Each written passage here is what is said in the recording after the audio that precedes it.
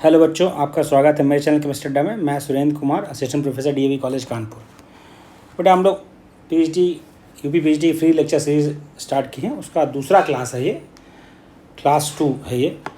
तो अब हम लोगों ने पहला क्लास हमारा अपलोड हो गया है यूट्यूब चैनल पर, देख सकते हैं आप। दूसरी क्लास है स्टेट ऑफ मैटर में, हम लोग गैसेस स्टेट डिस्कस कर रहे थे, उसकी दूसरी क्लास है काइनेटिक थ्योरी ऑफ गैसेस की हम बात करेंगे। काइनेटिक थ्योरी ऑफ गैसेस हमें क्यों पढ़ना है, क्या ज़रूरत है इसकी बेटा। एक्चुअली ये कुछ कॉन्सेप्ट है इसमें, वो हमें पता होने चाहिए, क्योंकि कभी कभार जो थ्योरेटिकल क्वेश्चंस आते हैं या असर्शन रीजन वाले क्वेश्चन आते हैं, उनमें इस कॉन्सेप्ट से रिलेटेड क्वेश्चन बनते हैं। तो आपको यदि ये कॉन्सेप्ट अच्छे समझ में आ जाएगा तो वो क्वेश्चंस आप इजीली कर लेंगे। तो क्या कॉन्सेप्ट है या क्या मतलब क्या इसका पोस्टुलेट है इस थ्योरी का, उसकी बात करते हैं। तो पहले ये कहा गया, सबसे पहला कॉन्सेप्ट जो इसमें है वो ये है कि every gas made up of large number of extremely small particles called molecule, यानी जो गैस है वह छोटे छोटे मॉलिक्यूल से मिलकर बनी है। कोई भी गैस, सभी गैसेस छोटे छोटे मॉलिक्यूल से मिलकर बनी है। यानी इसमें जो पहला कॉन्सेप्ट की हम बात करें तो ये कह रहा है every gas is made up of large number of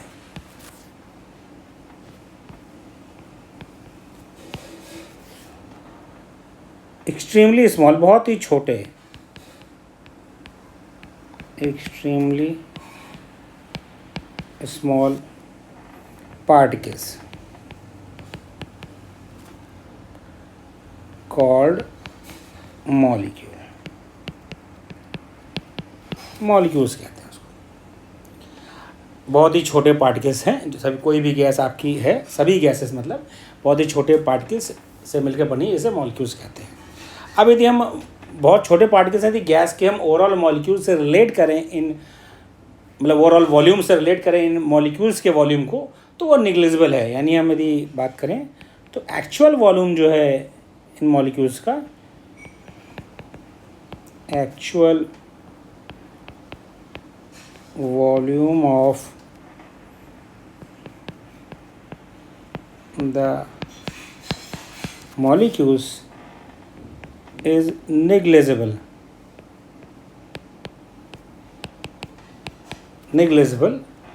as compared to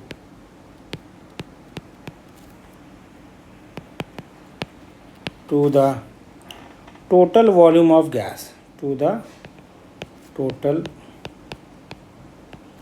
volume of, यानी गैस के टोटल वॉल्यूम से जो मॉलिक्यूल का वॉल्यूम है वह निग्लिजिबल है। इसका मतलब गैस में स्पेस बहुत ज़्यादा है, गैसेस मॉलिक्यूल फ्री हैं मूव करने के लिए यहाँ वहाँ, जिससे क्या होता है उनमें आपस में कोलिजन होता है। कोलिजन जो होता है वह प्योरली इलास्टिक है, एनर्जी कंजर्व रहती है, यानी आपस में एक्सचेंज हो जाती है। और यह कंटेनर की दीवारों से भी टकराते हैं, वहाँ भी जो एनर्जी का लॉस नहीं होता है इनका, क्योंकि एनर्जी कंजर्व रहती है। साथ ही अब दीवारों से टकराते हैं तो प्रेशर जनरेट करते हैं। क्या जनरेट करते हैं? प्रेशर जनरेट करते हैं। तो वही कह रहा है कि तीसरा पॉइंट जो हमारा है, मॉलिक्यूल्स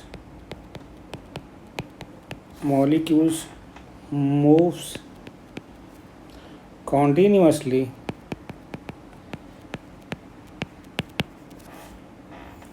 इन डिफरेंट डायरेक्शन,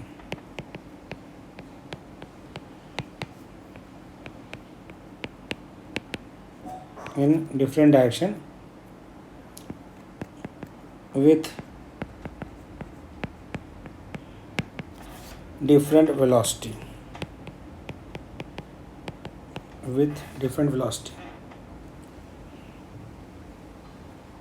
तो क्या होगा जब वो डिफरेंट वेलोसिटी से मूव कर रहे हैं सभी दिशाओं में, तो hence they collides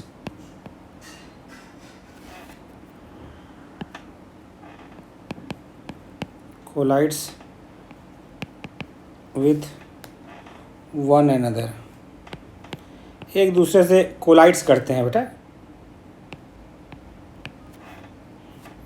और अपने आपस में भी कोलाइड्स करते हैं और कंटेनर से भी, जो दीवार मतलब कि कंटेनर की वॉल है, दीवार है, उससे भी कोलाइड्स करते हैं। collides with one another as well as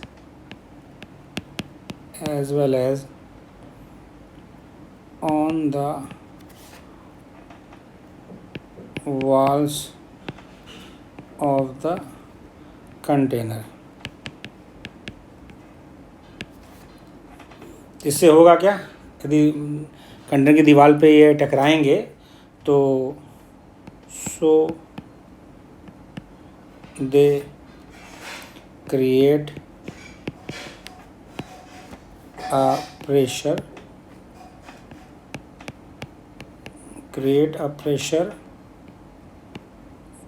on the wall of container की वॉल पर भी प्रेशर क्रिएट करते हैं, क्योंकि ये फ्रीली मूव कर रहे हैं तो आपस में भी टकराते हैं और कंटेनर की वॉल्स पर भी टकराते हैं, जिससे कंटेनर की वॉल पर टकराने से क्या होता है, प्रेशर क्रिएट करते हैं। इनका जो कोलिजन है बेटा, इनका जो कोलिजन है वह प्योरली इलास्टिक है, यानी collision is perfectly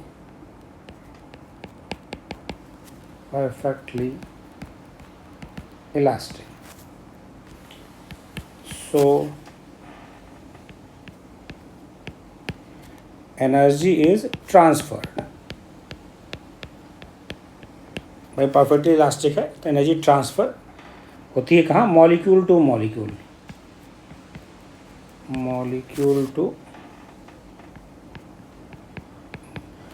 से मॉलिक्यूल में एनर्जी ट्रांसफ़र होती है कब, ऑन कोलिजन। जब कोलिजन होता है मॉलिक्यूल में तो एनर्जी क्या होती है, ट्रांसफ़र होती है। इसका मतलब एनर्जी क्या है, कंजर्व्ड है, एनर्जी इज कंजर्व्ड। तो ये पॉइंट आपको समझना है कि गैस के मॉलिक्यूल का साइज बहुत ही छोटा है, उसका वॉल्यूम टोटल गैस के वॉल्यूम के कंपेयर में बहुत कम है। गैस के मॉलिक्यूल कॉन्टिन्यूसली डिफरेंट डायरेक्शन में डिफरेंट वेलोसिटी से घूम रहे हैं, जिससे वो आपस में टकराते हैं, साथ ही साथ दीवार से टकराते हैं, जिससे वो प्रेशर क्रिएट करते हैं। इनका जो कोलिजन होता है वह परफेक्टली इलास्टिक है, जिससे एनर्जी ट्रांसफ़र होती है एक मॉलिक्यूल से दूसरे मॉलिक्यूल में, क्योंकि एनर्जी कंजर्व्ड है। अब आता है इसमें अगला मुद्दा काइनेटिक थ्योरी ऑफ गैस का, वो है काइनेटिक एनर्जी। लेकिन एवरेज काइनेटिक एनर्जी क्या होती है बेटा, एवरेज काइनेटिक एनर्जी उसे कहते हैं। तो वो क्या है, उसका क्या डिपेंडेंसी है, ये पॉइंट पे क्वेश्चन आए हैं कई बार। Average kinetic energy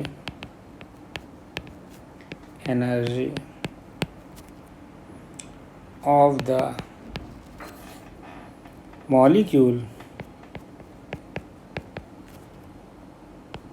of a gas is directly proportional to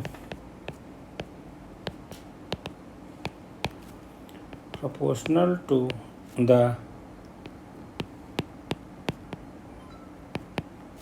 absolute temperature of the gas।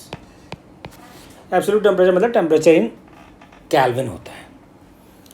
तो जो एवरेज काइनेटिक एनर्जी है गैस के मॉलिक्यूल की, वह एब्सोल्यूट टेम्परेचर के डायरेक्टली प्रोपोर्शनल होती है। ओके, अब आता है काइनेटिक गैस इक्वेशन। कभी ज़्यादा इक्वेशन वाले क्वेश्चन भी खूब आते हैं कि आपको दिया रहेगा कि कौन सा एवरेज काइनेटिक एनर्जी पर मॉलिक्यूल है, पर मोल है, इस तरह क्वेश्चन रहते हैं। तो पहले हम बात करते हैं काइनेटिक गैस इक्वेशन की। काइनेटिक गैस इक्वेशन की, तो वो आपका होता है kinetic gas equation P V equal to, ये वी है, कोई कन्फ्यूजन गामा से ना हो, P V equal to 1/3 mn VRMS square. यहाँ पर जो आपका P है, मैं आपको क्लियर कर रहा हूँ, वह प्रेशर ऑफ गैस है, प्रेशर ऑफ गैस है, वी आपका वॉल्यूम ऑफ गैस है, एम आपका है mass of each molecule, mass of each molecule, N आपका है total number of molecule, total number of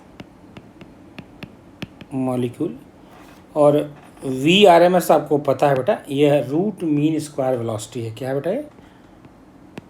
root mean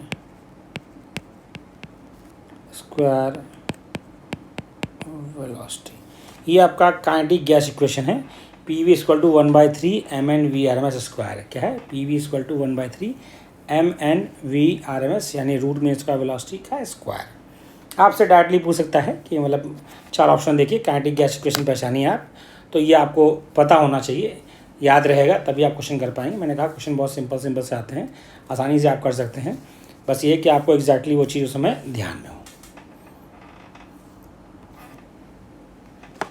अब आते हैं हम लोग एवरेज काइनेटिक एनर्जी पर।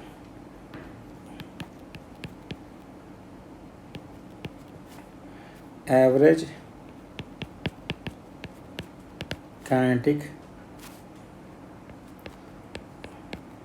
एनर्जी ऑफ गैस,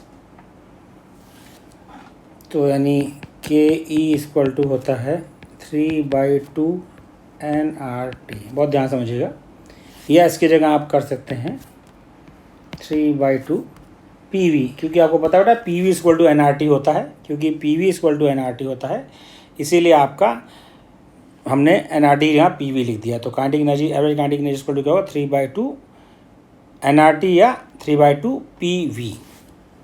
यदि हम बात करें एवरेज काइनेटिक एनर्जी फॉर 1 मोल बात करें पहले, 1 मोल, 1 मोल के लिए ध्यान रखिए, एन की वैल्यू 1 हो जाएगी, तो भाई एन की वैल्यू क्या हो जाएगी? तो इसके मतलब एन इक्वल टू क्या हो गया? 1 हो गया। तो काइनेटिक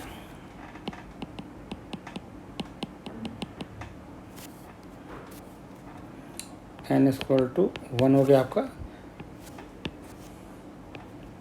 तो काइनेटिक एनर्जी इक्वल टू हो गया 3/2 RT। क्या हो गया? 3/2 RT। यह फॉर 1 मोल है। अब यदि हम बात करें एक मॉलिक्यूल के लिए, यानी काइनेटिक एनर्जी ऑफ 1 मॉलिक्यूल, ये 1 मोल है बेटा। यदि हम बात करें average kinetic energy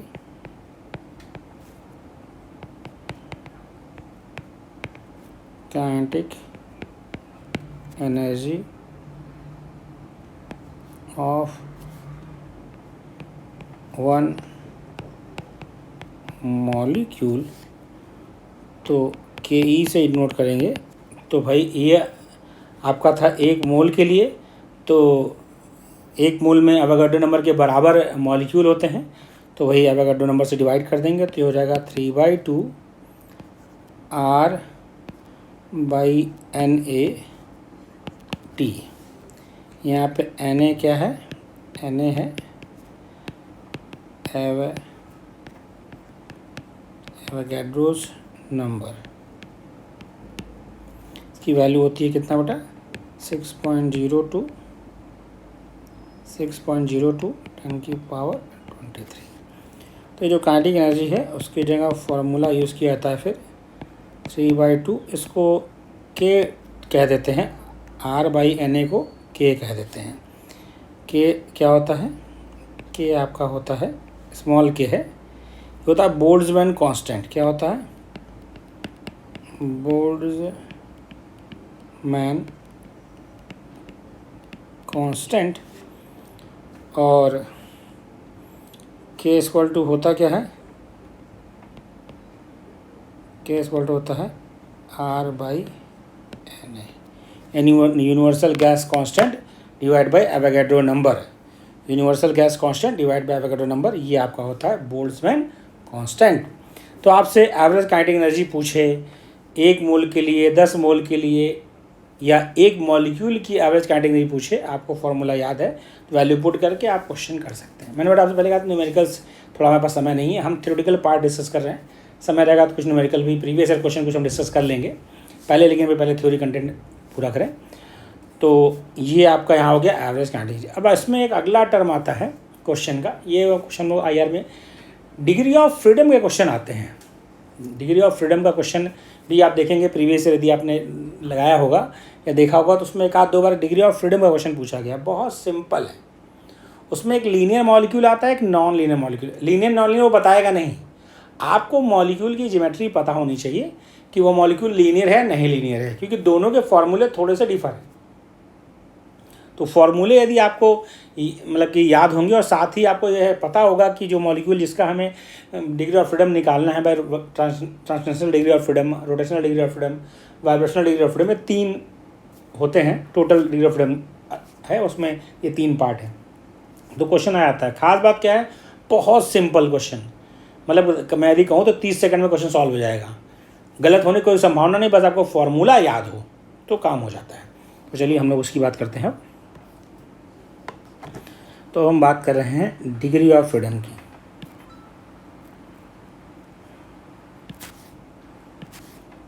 degree of freedom, degree of degree of freedom आपसे पूछा जाता है, ये आप देखेंगे तो स्पेक्ट्रोस्कोपी में भी पढ़ाया गया कुछ किताबों में। तो ये क्या होता है, ये बहुत मुद्दा नहीं है, क्योंकि ये डेफिनेशन मैं आपको बता देता हूँ। Number of coordinates needed to specify the position of all mass point, mass point मतलब atoms in a molecule is called number of degree of freedom. मैं लिख देता हूँ, आप number of coordinates needed to specify the position of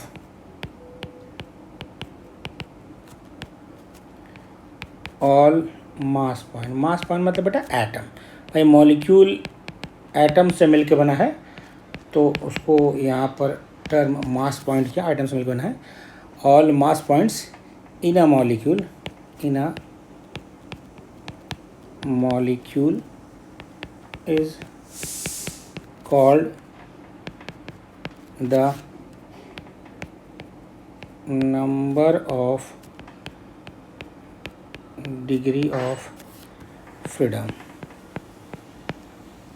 difference से बात बहुत हमारा लेन देन नहीं, हमारा number of degree of freedom से लेन देन है, ये क्वेश्चन वहीं से पुटअप होते हैं। तो यदि हम डिग्री ऑफ फ्रीडम बात करें तो उसमें 3 डिग्री ऑफ फ्रीडम है। एक आपका है, यदि मैं इस तरह कहूँ,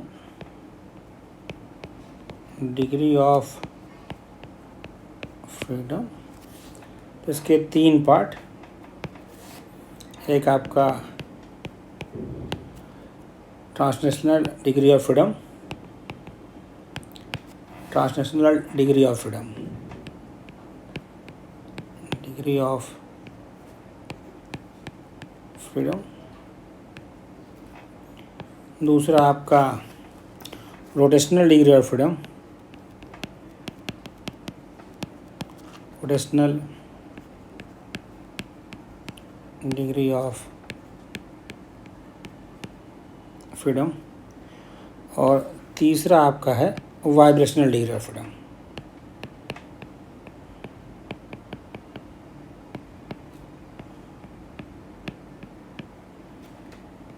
ऑफ फ्रीडम, ओके, ये 3 हैं, तीनों से मिलके बना होता है total degree of freedom.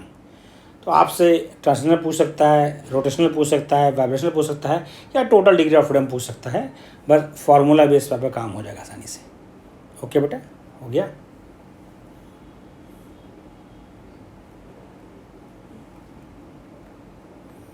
Clear, okay. अब देखिए हम लोग बात करते हैं कोई भी मॉलिक्यूल की बात करेगा तो उसमें 3n डिग्री ऑफ फ्रीडम होता है। Molecules have 3n degree of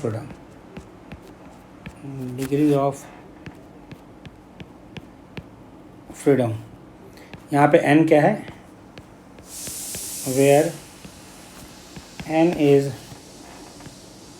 number of atoms in molecule.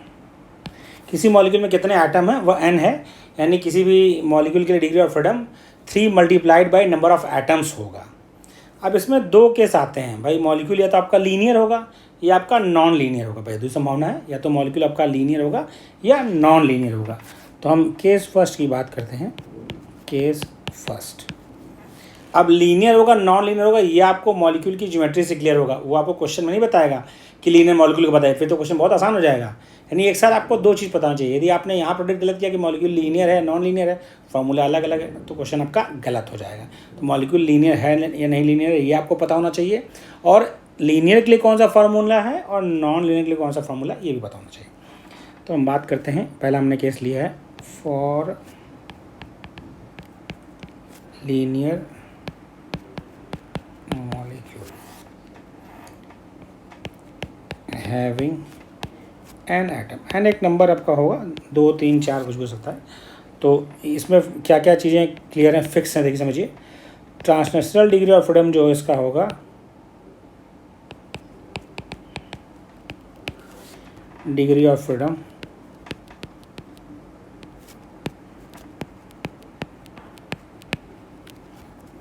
वो होगा 3। रोटेशनल डिग्री ऑफ फ्रीडम क्या होगा, रोटेशनल डिग्री ऑफ फ्रीडम वो होगा 2। ये for linear molecule rotational degree of freedom 2 होता है। Translational degree of freedom linear non linear दोनों के लिए क्या होता है, सेम होता है, 3 ही होता है। लेकिन रोटेशनल डिग्री ऑफ फ्रीडम क्या होता है, लीनियर के लिए 2 और नॉन लीनियर के लिए 3। वाइब्रेशनल वाला फॉर्मूला है उसका, तो vibrational degree of freedom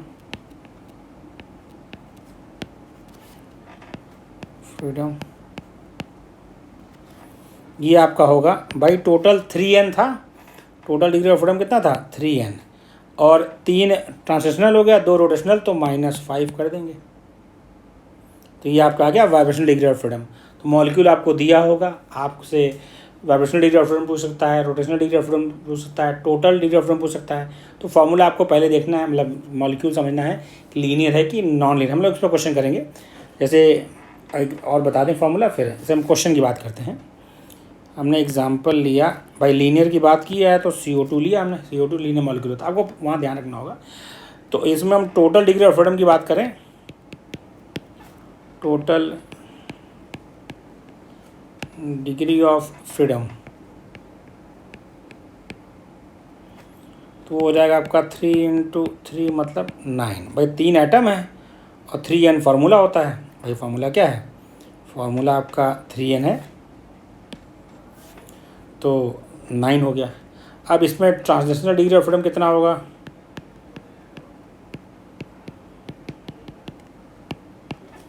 degree of freedom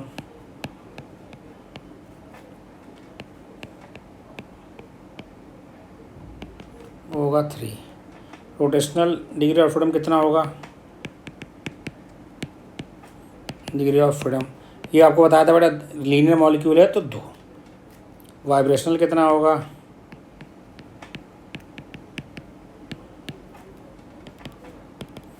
ये आपका टोटल था 9, और क्योंकि लीनियर मॉलिक्यूल है तो -5 मतलब 4। तो आपसे रोटेशनल पूछे, वाइब्रेशनल पूछे, ट्रांसलेशनल पूछे, आप इजी में बता देंगे, फॉर्मूला बस आपके ध्यान में होना चाहिए। अगला देखिए नेक्स्ट कॉन्सेप्ट, यानी हम लोगों ने पढ़ाए केस फर्स्ट, तो केस सेकंड की बात की जा रही है। जब मॉलिक्यूल आपका क्या हो, नॉन लीनियर हो, यानी for non linear molecule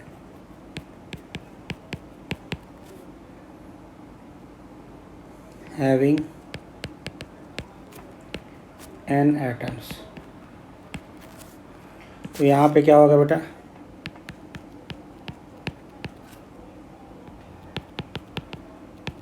transitional degree of freedom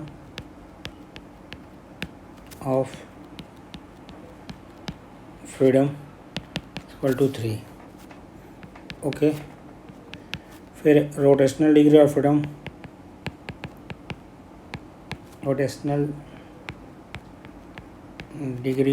freedom, अब देखिए लीनियर मॉलिक्यूल में था यह 2 और नॉन लीनियर में क्या होगा 3। बस ये आपको ध्यान रखना, फॉर्मूला चेंज हो जाएगा। तो आपका वाइब्रेशनल डिग्री ऑफ फ्रीडम कितना हो गया, vibrational degree of freedom equal to हो गया भाई 3n। Total degree of freedom था 3 ट्रांजिशनल, 3 आपका रोटेशनल, तो -6। जैसे देखिए एग्जाम्पल फॉर C6H। मॉलिक्यूल आपको कोई भी हो सकता है, मॉलिक्यूल आप कोई भी ले लीजिए, फार्मूला ये फिट होगा। छोटा मॉलिक्यूल, बड़ा मॉलिक्यूल कोई भी ले, ग्लूकोज लीजिए, फ्रक्टोज लीजिए, उससे कोई फर्क नहीं पड़ता, फार्मूला ये होगा। तो अब आपका टोटल डिग्री ऑफ फ्रीडम कितना होगा बेटा, टोटल डिग्री ऑफ फ्रीडम वो हो गया आपका 3 मल्टीप्लाइड बाई n कितना है 6 कार्बन के 6 हाइड्रोजन के 12 हो गया, तो 12 मतलब हो गया 36। अब ट्रांसलेशनल डिग्री ऑफ फ्रीडम कितना होता है,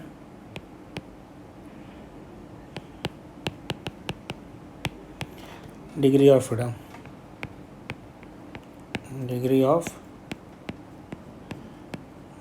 फ्रीडम वो फिक्स है 3। रोटेशनल डिग्री ऑफ फ्रीडम कितना होगा,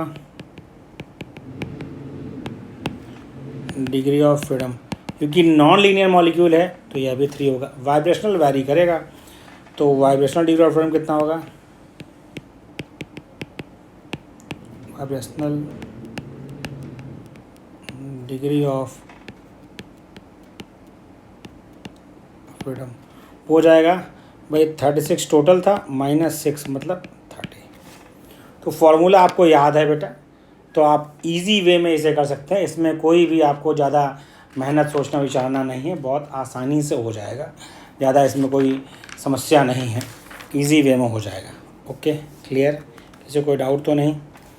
कोई भी डाउट होता है बेटा आपको समझने में तो आप हमसे कांटेक्ट कर सकते हैं 7905544237 मेरा नंबर है। फ्रीली आप व्हाट्सएप मैसेज कॉल करके कोई भी तैयारी करने में समस्या है या कोई भी चीज़ आपकी है तो आप पूछ सकते हैं। यदि मैं फ्री होऊंगा तो कॉल पिक कर लूँगा, यदि मान लीजिए बिज़ी हूँ, मैं कहीं व्यस्त हूँ तो मैं कॉल डिस्कनेक्ट कर दूँगा, लेकिन बाद में कॉल करके आपसे बात कर लूँगा।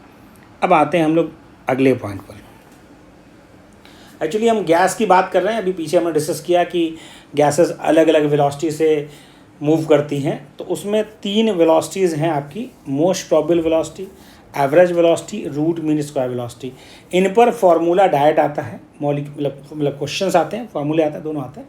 तो बहुत सिंपल कैलकुलेशन होता है। आपको ये चीज़ ध्यान रखनी है कि यदि आप केमिस्ट्री में कैलकुलेशन करने जा रहे हैं तो आपको टेम्परेचर केल्विन में यूज़ करना है, इस बात का ध्यान रखिएगा। उसके बाद जिसमें ज़रूरत पड़ेगी, लेकिन हमेशा केल्विन में कन्वर्ट करके ही कैलकुलेशन करेंगे। अब हम लोग एक एक करके वेलोसिटी की बात करते हैं। तो मोस्ट प्रोबेबल वेलोसिटी आपको समझना है, फार्मूले तीनों के अलग अलग हैं। सभी velocity directly proportional to temperature और inversely proportional to molecular rate होती हैं, लेकिन फार्मूले सबके अलग अलग हैं। तो मोस्ट प्रोबेबल वेलोसिटी यानी इसको हम कहते हैं तो VMP, मोस्ट प्रोबेबल वेलोसिटी, वो इक्वल टू होता है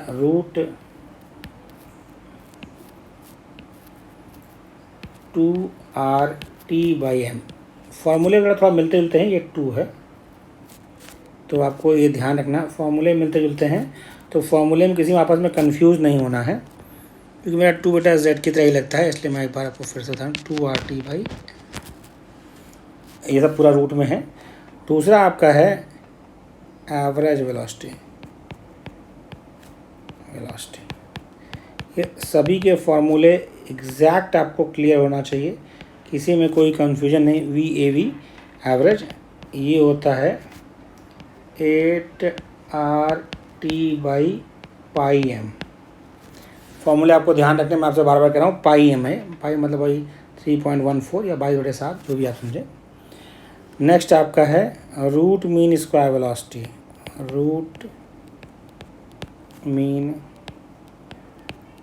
स्क्वायर वेलोसिटी, इसको कहते हैं VRMS। ये आपका है √3RT/m, √3RT/m, या इसको कह सकते हैं √3PV/m। यह फॉर 1 मोल बात हो रही है, फॉर्मूला ये यूज़ कर सकते हैं क्योंकि PV = RT होता है फॉर 1 मोल, तो इसलिए हमने PV उसको इस्तेमाल कर लिया है। एक्चुअली M आपका जो होता है बेटा, M आपका मॉलिक्यूलर वेट ऑफ गैस है, molecular weight of gas. Numerical इस पे आते रहते हैं, तो आपको जो बुक आपने प्रैक्टिस के लिए होगी वहाँ पर क्वेश्चंस होंगे, उसे प्रैक्टिस कर लीजिएगा। कोई क्वेश्चन फंसता है तो आप मुझसे व्हाट्सएप करके पूछ सकते हैं, ऐसा कोई दिक्कत नहीं। यूनिवर्सल गैस कांस्टेंट और पाई = 22/7 या 3.14।